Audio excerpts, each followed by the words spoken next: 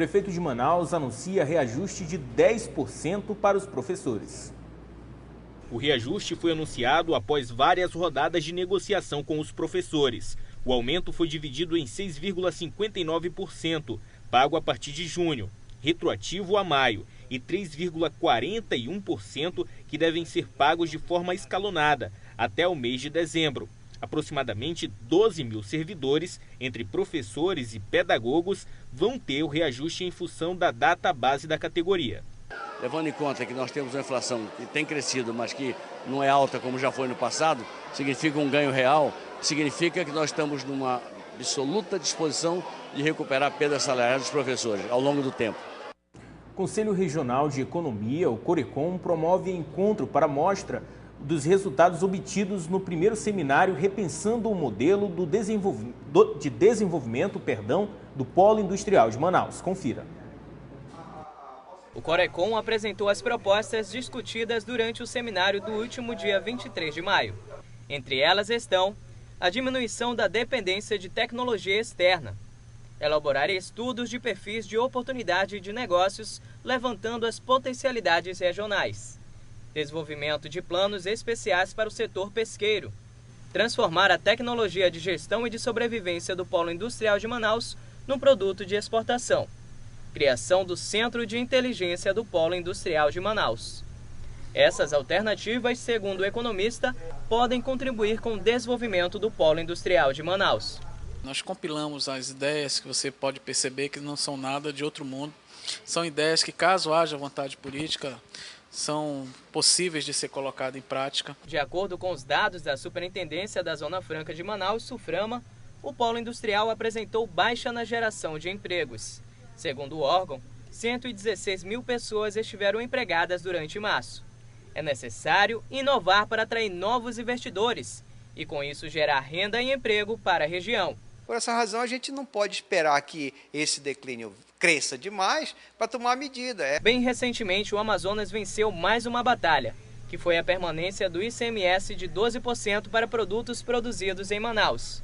Mesmo que a Zona Franca permaneça na região por tempo indeterminado, é essencial desenvolver outras alternativas para permanecer em desenvolvimento. Nós temos mais possibilidade de trazer fábricas para cá, né? Então, a prefeitura que nós comentamos, ela tem assento no CAIS e no CODAN. Poderia, com seus técnicos, ter um quadro de técnico excelente, ter um pouco mais de atenção para o gerenciamento do modelo, com ideias e sugestões. A exploração ilegal de ouro em zonas protegidas na fronteira do Amapá e da Guiana Francesa foi tema de audiência pública na Câmara dos Deputados.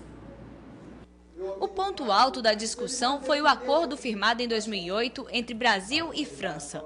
Uma medida para tentar acabar com os danos causados com a exploração ilegal de ouro, segundo o governo federal, como reflexo negativo nas questões socioambientais e a dificuldade de fiscalização por causa da grande extensão das florestas, rios e igarapés. Ele não estabelece nenhuma proibição que já não existisse por lei, não cria nenhum embaraço à atividade do garimpeiro que já não existisse por força da lei brasileira.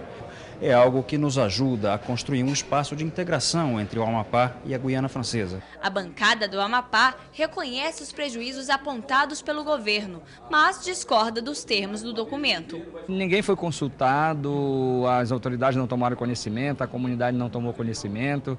Foi um acordo muito centralizado, decidido pelos dois presidentes, e que tem impactos importantes lá no município de Oiapoque, principalmente no setor econômico do município de Oiapoque. O superintendente do Departamento Nacional de Produção Mineral do Amapá concorda com o parlamentar e se preocupa com os impactos. Isso vai atingir não só a mineração de ouro, mas também todas as atividades econômicas da região de fronteira do Oiapoque. Como nós não temos terras, as áreas são quase todas unidade de conservação e não temos outras alternativas econômicas, o fechamento do garimpo levará cada vez mais esta região de fronteira a um empobrecimento e um palco de criminalidade e de marginalidade. Essa é a última audiência pública sobre o assunto. Outras duas já foram realizadas no Amapá. A expectativa agora é de que o acordo seja votado aqui na Câmara dos Deputados até junho. Se aprovado, segue para o Senado. Com o parecer favorável das duas casas, o acordo passa a ter força de lei. Este desembargador alerta, além de prejudicar a economia do Estado, o acordo ainda fere a Constituição. Porque acaba com o devido processo legal.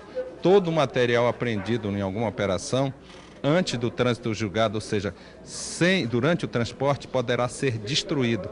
E a nossa lei ela é muito clara. Após o trânsito julgado deste material apreendido, vai para um leilão e isso depois o dinheiro vai para um fundo, mas não a destruição.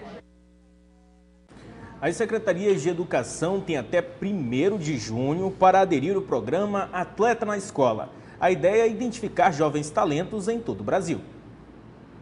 As escolas participantes do programa vão contar com recursos do Ministério da Educação para realizar competições esportivas. A meta é garantir a participação de 5 milhões de estudantes entre 12 e 17 anos em diferentes modalidades. Uma oportunidade para identificar jovens talentos, que serão treinados para desenvolver seu potencial. Além de incentivar a prática esportiva nas escolas, a iniciativa faz parte do Plano Brasil Medalhas, para que o país fique entre os 10 melhores colocados nos Jogos Olímpicos do Rio de Janeiro em 2016. Na região norte, todos os estados já aderiram, mas muitos municípios ainda estão fora do programa. Confira agora os destaques do Jornal do Comércio desta quinta-feira. Amazonas minimiza a alta no endividamento das famílias. A pesquisa de endividamento e inadimplência do consumidor, divulgada na última quarta-feira pela Confederação Nacional do Comércio de Bens, Serviços e Turismo, relevou um aumento no percentual de famílias que relataram ter dívidas entre cheque pré-datado, cartão de crédito, cheque especial, carnê de loja, empréstimo pessoal, prestação de carro e seguros. No mês de maio, 64,3% das famílias brasileiras afirmaram ter tais dívidas, contra 62,9% observadas em abril. Apesar disso, a CDL Manaus diz que a inadimplência no Amazonas está em uma zona de conforto. E em instantes, empresa ligada à distribuição de combustíveis patrocina atletas do Amazonas. Nós voltamos já.